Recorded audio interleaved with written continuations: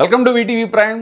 ఒక పక్కేమో స్కూళ్ళని సందర్శిస్తూ విద్యాశాఖ మంత్రి ఏపీ విద్యాశాఖ మంత్రి నారా లోకేష్ గారు తల్లికి వందనం పథకం తన ఆలోచనలోంచి వచ్చిందని చెప్పేసి ఆయన వాళ్ళ నాన్నగారు ముఖ్యమంత్రి చంద్రబాబు నాయుడు గారు చెప్పడం, ఈ తంతంతా ఒక పక్క జరుగుతుంటే ఒక పక్క నుంచి స్కూళ్ళని కాలేజీలని ప్రభుత్వ కాలేజీలని కబ్జా చేసేస్తూ రియల్ ఎస్టేట్ దందాలు చేస్తున్నటువంటి వాళ్ళ గురించి తాజాగా వెలుగులోకి వస్తున్నాయి.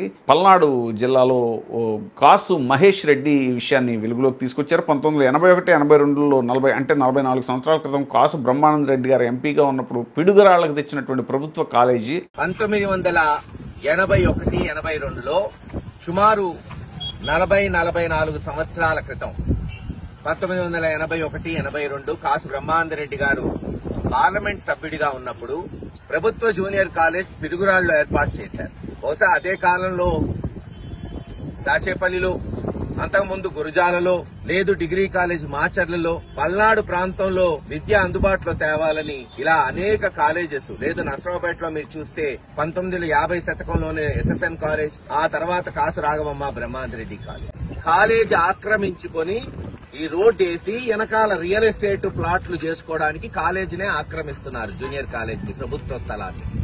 లోకేష్ గారు నీతులు చెప్పటం కాదు, క్షేత్ర స్థాయికి వచ్చి చూస్తే వాళ్ళ నాయకులు ఆక్రమిస్తున్నది వాళ్ళకి తెలుస్తుంది.